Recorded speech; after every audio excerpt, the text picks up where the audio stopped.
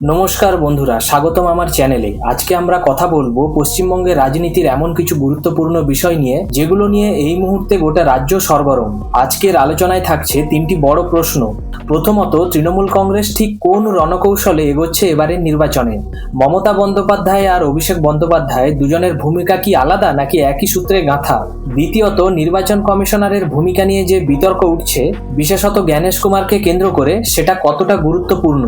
Voter তালিকা থেকে নাম বাদ দেওয়ার যে অভিযোগ, এটা কি সত্যিকারে নির্বাচনের ফলাফল পরিবর্তন করতে পারে?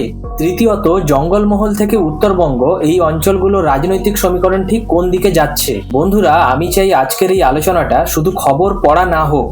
আমি চাই আপনারা প্রতিটা বিষয়ে এর ভেতরে ঢুকুন।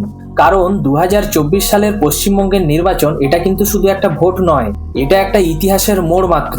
পশ্চিমবঙ্গের রাজনীতি বরাবরই জটিল।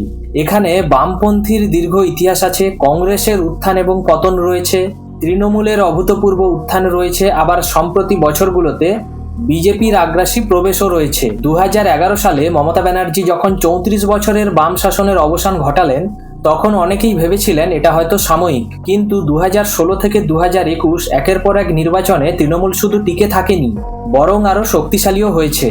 এখন প্রশ্ন হলো, 2026-এর বিধানসভা নির্বাচনের আগে 2024-এ যে লোকসভা ভোট হয়েছিল, তা কোন বার্তা দিয়েছিল? নির্বাচন কমিশনার জ্ঞানেশ কুমারের নাম আজকাল রাজ্যের রাজনৈতিক আলোচনায় বারবার উঠছে। তৃণমূল দাবি করছে তার আচরণ একতরফা। ভোটার তালিকা থেকে লক্ষ লক্ষ নাম বাদ যাওয়ার অভিযোগ উঠছে। এই বিষয়গুলো নিয়ে আমরা বিস্তারিত কথা বলবো, কিন্তু তার আগে তৃণমূলের ভেতরের গল্পটা একটু জানা দরকার। তৃণমূল কংগ্রেসকে অনেকেই বলেন এটা একজনের দল, সেই একজন মানে মমতা বন্দ্যোপাধ্যায়। আর এটা মিথ্যেও নয়। তৃণমূলের মূল শক্তি মমতা বন্দ্যোপাধ্যায়ের ব্যক্তিত্ব এবং তার সংগ্রামের ইতিহাস, সাধারণ মানুষের সাথে তার সম্পর্ক গত কয়েক বছরে একটা নতুন সমীকরণ তৈরি করেছে। মমতা এবং অভিষেক বন্দ্যোপাধ্যায় দুই মেরু হলেও দুজনের লক্ষ্য এক। মাঠে প্রচারে মমতা ব্যানার্জির উপস্থিতি অপরিহার্য। তিনি যেখানেই যান, মানুষ কিন্তু এসে ভিড় করেন। তার বক্তৃতা, তার আবেগ এবং তার দিদি ভাবমূর্তি, এগুলো কিন্তু ভোটারকে টানে। কিন্তু সাংগঠনিক কাজ, টিম সাজানো বা প্রার্থী বাছাই, এগুলোতে কিন্তু অভিষেক বন্দ্যোপাধ্যায়ের ভূমিকা ধীরে ধীরে বড় হচ্ছে। ভাবুন একটা ফুটবল টিমের কথা। মমতা ব্যানার্জি হলেন সেই টিমের অধিনায়ক, যাকে দেখে পুরো গ্যালারি উত্তেজিত হয়। আর অভিষেক বন্দ্যোপাধ্যায় হলেন সেই কোচ, যিনি পেছন থেকে পুরো টিমটাকে গড়ে তুলছেন। এটা একে অপরের সাথে পরিপূরক সম্পর্ক, প্রতিযোগিতামূলক সম্পর্ক নয়। সম্প্রতি অভিষেক বন্দ্যোপাধ্যায়ের উত্তরবঙ্গ সফর অনেক আলোচনার জন্ম দিয়েছে। তিনি সেখানে গিয়ে যে কড়া বক্তব্য দিয়েছেন, তা স্পষ্ট বার্তা দিচ্ছে উত্তরবঙ্গ তৃণমূলের কাছে এখন অগ্রাধিকার। উত্তরবঙ্গে দীর্ঘদিন ধরে একটা বঞ্চনার অনুভূতি রয়েছে।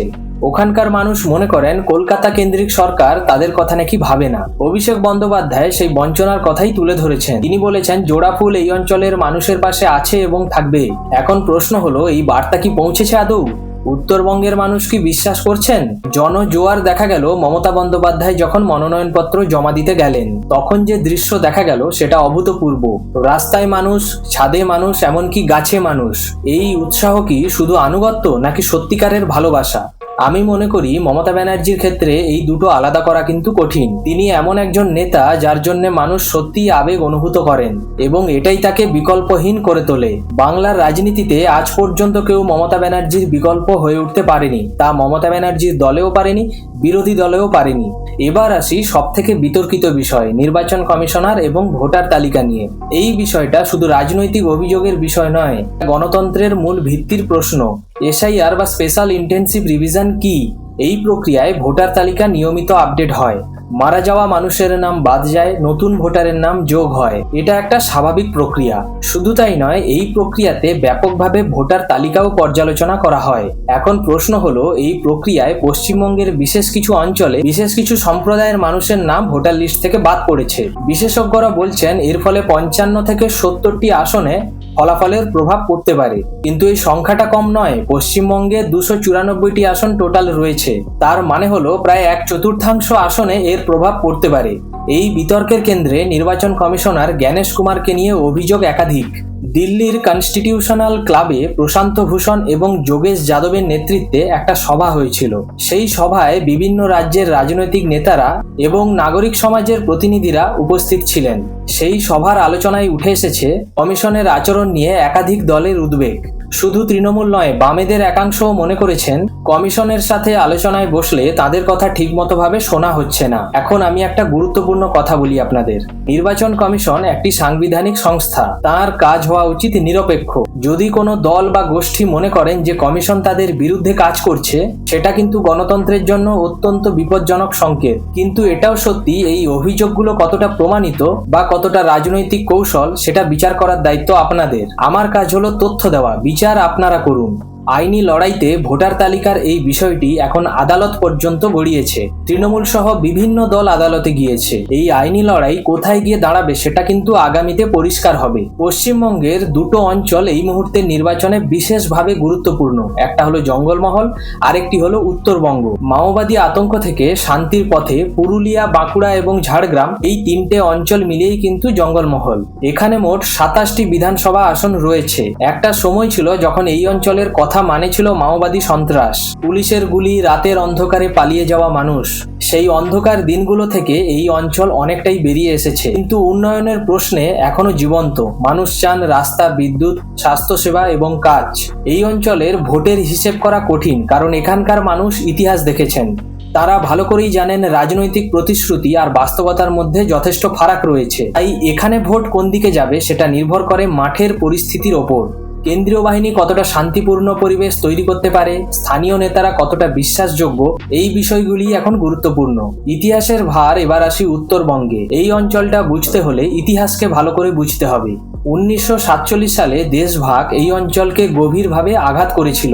পূর্ব পাকিস্তান থেকে আসা উদ্বাস্তুরা এখানে আশ্রয় নিয়েছিলেন। তাদের জীবন সংগ্রাম এবং তাদের জীবন সংকট এখানকার রাজনীতিকে প্রভাবিত করেছে।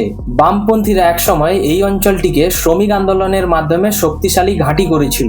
চা বাগানের শ্রমিকরা, বনশিল্পের মানুষরা বামেদের সাথে ছিল। কিন্তু বাম শাসনের শেষ দিকে সেই সম্পর্ক ভাঙতে শুরু করে। তৃণমূল কিছুটা জায়গা পেয়ে যায়, কিন্তু সম্প্রতি বছরগুলোতে বিজেপি এই অঞ্চলে দ্রুত প্রভাব ফেলেছে। ডুয়ার্স এবং তরাই অঞ্চলের মানুষদের একটা আলাদা পরিচয় রয়েছে। চা বাগানের জীবন, জঙ্গলের ধারে বসবাস এবং পাহাড়ের কাছাকাছি থাকা। এই মানুষদের দৈনন্দিন জীবন কলকাতার থেকে কিন্তু সম্পূর্ণ আলাদা। তাদের রাজনৈতিক চাহিদাও আলাদা। তারা চান চা শিল্পের পুনরুজ্জীবন, ভালো মজুরি, স্বাস্থ্যসেবা এবং সন্তানদের শিক্ষা। উত্তরবঙ্গের অর্থনীতি মূলত তিনটি বিষয়ের উপর দাঁড়িয়ে: চা, বনজ সম্পদ এবং পর্যটন।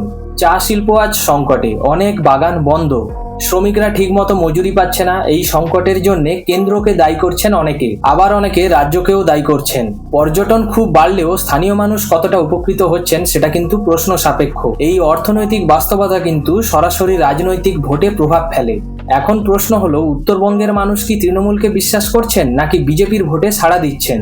এর উত্তর কিন্তু সহজ নয়, কিন্তু কিছু ইঙ্গিত পাওয়া যাচ্ছে সমীক্ষায়। সমীক্ষা নিয়ে বলবার আগে একটা কথা বলে দিলাম, এগুলো একটা সম্ভাবনার হিসেব মাত্র। এগুলো নিশ্চিত ভবিষ্যৎবাণী নয়, তবুও এগুলো থেকে একটা ধারণা পাওয়া যায়। সি ভোটারের একটা রিপোর্ট বলছে তৃণমূল এবার নির্বাচনে 184 থেকে 194টা আসনের মধ্যে সিট পেতে পারে। এই সংখ্যাটা কি তৃণমূলের জন্য ভালো? অবশ্যই হ্যাঁ, কারণ 294 এর মধ্যে সরকার গড়তে লাগে 148। তৃণমূল তার থেকে অনেক বেশি সংখ্যক আসন পেতে পারে। কিন্তু মনে রাখবেন, 2021-এ তৃণমূল পেয়েছিল 213টি আসন। এই হিসেবে কিন্তু তারা অনেকটা পিছিয়ে গেল। কেন এই পার্থক্য? তার জন্য কয়েকটা কারণ হতে পারে। বিজেপি এই কয়েক বছরে তাদের সংগঠন আরো মজবুত করেছে। কিছু আসনে আগের বারের তুলনায় তারা অনেক ভালো লড়াই দিতেও পারে। দ্বিতীয়ত, ভোটার তালিকার পরিবর্তন যদি সত্যিই হয়ে থাকে, তাহলে সেটা অনেকগুলো আসনে ফলাফলে প্রভাব ফেলবে। বিজেপির কেন্দ্রীয় নেতৃত্ব এবং আরএসএস পশ্চিমবঙ্গ নিয়ে একটা আলাদা গুরুত্ব দিচ্ছে। তারা মনে করেন বাংলার জয় তাদের রাজনৈতিক মানচিত্রে একটা বড় পরিবর্তন আনতে পারে। তাই বাংলায় বিজেপির বিনিয়োগ, সময়, অর্থ এবং নেতাদের সময় দেওয়া সব দিক থেকেই বেড়ে গেছে আগের থেকে। কিন্তু রণকৌশল এবং বাস্তবতার মধ্যে আকাশ পাতাল ফারাক থাকে। বাংলার মানুষের একটা আলাদা পরিচয় এবং একটা আলাদা ঐতিহ্য রয়েছে। সেই পরিচয়কে বুঝে রাজনীতি করাটা কিন্তু এতটা সহজ নয়। তৃণমূল এই নির্বাচনে কিছু তরুণ মুখকে সামনে এনেছে। সায়নী ঘোষের নাম এই প্রসঙ্গে উঠেছে। উত্তরবঙ্গের প্রচারে সায়নী ঘোষের মতো এই তরুণ নেতারা গিয়েছিলেন। দেখা গেছে সাধারণ মানুষের মধ্যে তাদের কিন্তু গ্রহণযোগ্যতা রয়েছে। তারা শুধু রাজনীতির পুরনো মুখ নয়, তাজা প্রাণবন্তও বটে। এই নতুন মুখ এবং নতুন শক্তি কতটা কাজে লাগবে তা কিন্তু ভোটের ফলাফলই বলবে।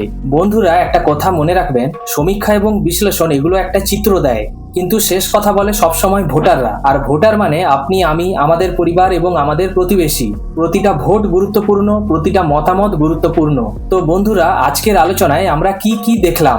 প্রথমত, কৌশলগতভাবে তৃণমূল দুটো স্তরে কাজ করেছে। মমতা ব্যানার্জির কারিশমা এবং অভিষেক বন্দ্যোপাধ্যায়ের সাংগঠনিক দক্ষতা, এই দুটো একসাথে কাজ করলে তৃণমূল কিন্তু শক্তিশালী। দ্বিতীয়ত, ভোটার তালিকা নিয়ে প্রশ্ন এবং নির্বাচন কমিশনারের ভূমিকা নিয়ে এখনো প্রবলেম চলছে। এটা শুধু রাজনৈতিক অভিযোগের প্রশ্ন নয়, গণতান্ত্রিক বিশ্বাসযোগ্যতার ক্ষেত্রেও একটা বড় বিষয়। তৃতীয়ত, জঙ্গলমহল এবং উত্তরবঙ্গের মানুষের একটা নিজস্ব ইতিহাস এবং নিজস্ব চাহিদা রয়েছে। সেই চাহিদা যে দল বুঝতে পারবে, সেই দল এই অঞ্চলে জয়ী হবে। সমীক্ষা বলছে তৃণমূল এগিয়ে, কিন্তু ব্যবধান অনেক কমেছে আগের থেকে। বিজেপিও কিন্তু হাল ছাড়েনি। এবার আপনাদের কাছে কিছু প্রশ্ন। আপনি কি কখনো শুনেছেন যে আপনার বা আপনার পরিচিত কারোর ভোটার তালিকা থেকে নাম বাদ গেছে? যদি বাদ গিয়ে থাকে, কমেন্টে অবশ্যই জানাবেন। নির্বাচন কমিশনার নিয়ে আপনাদের কি মত? কমিশন কি নিরপেক্ষ থাকতে পারছে? উত্তরবঙ্গ বা জঙ্গলমহলের কোনো দর্শক যদি এখানে থাকেন, আপনাদের এলাকার পরিস্থিতি কেমন তা অবশ্যই কমেন্টে জানাবেন। আপনাদের মতামত আমার পরের ভিডিওকে আরো সমৃদ্ধ করবে। বন্ধুরা, রাজনীতি কিন্তু শুধু নেতাদের বিষয় নয়। রাজনীতি আমাদের রোজকার জীবনকে প্রভাবিত করে। আমাদের রাস্তা, আমাদের সন্তানদের স্কুল, আমাদের রোজগার সবকিছুই কিন্তু রাজনৈতিক ফলাফলের ফলস্বরূপ। তাই রাজনীতি থেকে কখনো মুখ ফিরিয়ে থাকবেন না। জানুন, বুঝুন এবং অবশ্যই প্রশ্ন করুন। আজকের ভিডিওটা যদি ভালো লেগে থাকে তাহলে লাইক এবং শেয়ার করুন। আমাদের চ্যানেলটা সাবস্ক্রাইব করুন এবং বেল আইকনটি প্রেস করুন, যাতে পরের ভিডিও মিস না হয়। পরের ভিডিওতে আবার দেখা হবে। ধন্যবাদ।